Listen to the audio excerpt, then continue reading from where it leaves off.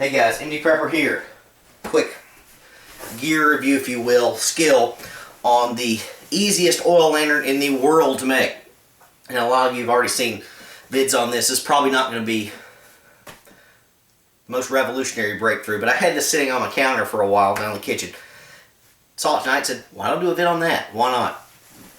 Good thing about this, it is just about free. It's about as free as you're going to get for just about anything, especially for a light source. Start off with canned tuna. Empty tuna can or chicken can, anything like that, canned meat, something like that. Gonna need the shorter, wider cans as opposed to the big ones to make this work as well as it needs to. You could use your standard soup can, something like that if you needed to, but tuna can's where it's at. First of all, you need an empty tuna can. What I would recommend is that you use one of those little side openers they've got that pops the thing open from the side of the can. That's what I tend to use. Doesn't have the sharp edges, and the good thing about it is you can reuse your can because the top will still fit back on and form a nice little snug lid there. I've had this on my counter for about 6 months. I don't know, just made it, kept it around. So yeah, you gotta have a tuna can, but you probably eat tuna anyway, or canned chicken, something like that. So you're gonna have these, especially in a SHTF situation. You're gonna have some empty cans laying around. First of all, clean the thing out. You don't want any chicken parts floating around, anything like that. So, got your top, makes a nice little lid. I, of course, just had this on my cutting board just so I don't get oil everywhere. Easier to clean up. Next, you need oil. Any kind of oil will do. Olive oil, vegetable oil, canola oil, anything you got. This is, I don't know what kind of oil. Got this from leftovers and containers that I get locally, one of the little barbecue places. On Fridays, they get their shipments in for cooking oil and all that. They get those giant 5-gallon heavy-duty plastic jugs with a little screw top on them that they sell after they dump the oil out in whatever reservoirs they use. They sell the giant bottles for $1 a piece. I grab lots of them. I use them for water storage, once you clean them out, dry goods, rice, beans, that sort of stuff. Kind of big, kind of heavy, not as good as my water bags, but it's a good stand-in. But anyway, I bought a bunch of these things. I bought 5 or 6 in one go, and they still all had a little bit of oil in the bottom of them. So instead of just washing it out, I just turned them over, let them sit overnight so everything dripped down, and collected the oil. I got about 3 cups of oil, maybe 4 for free.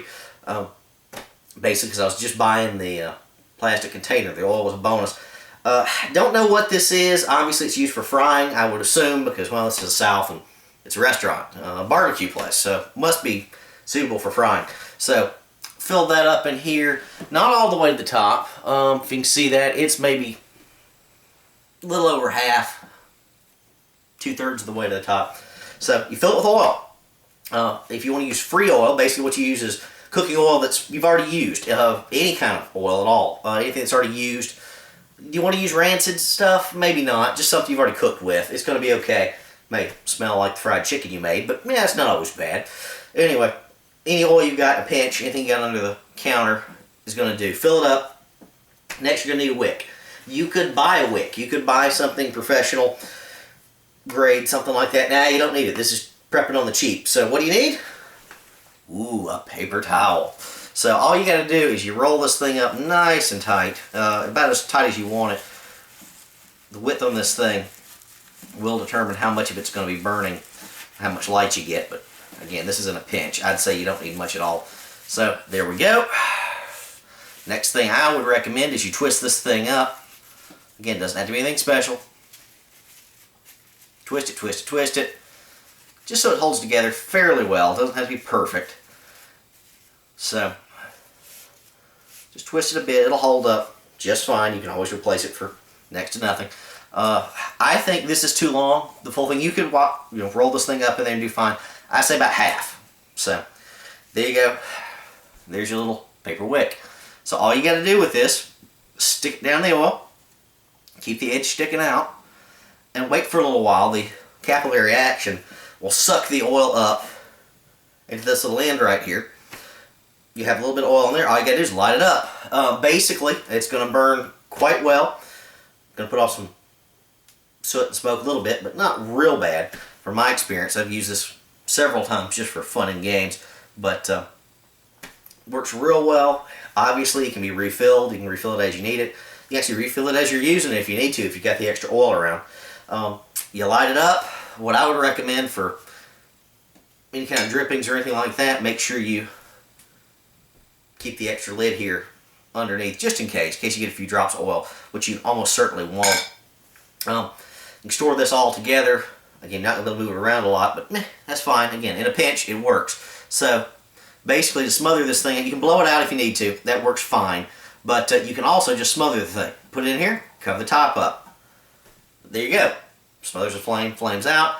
Got your little canister for later. Now, obviously, this isn't the best in the world for backpacking, but you know, they'll transport it around. But again, this is in the house. You need some light. Obviously, candles are going to be better overall, but hey, this is the way they did it back in ancient times, biblical times.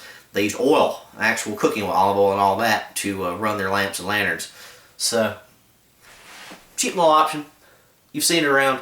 There's other ways to make lamps and lanterns. One out of mason jars. I'll probably do that at some point just to show you. I don't have one of those right now. I got rid of the last one I was moving just because I didn't want to make a mess.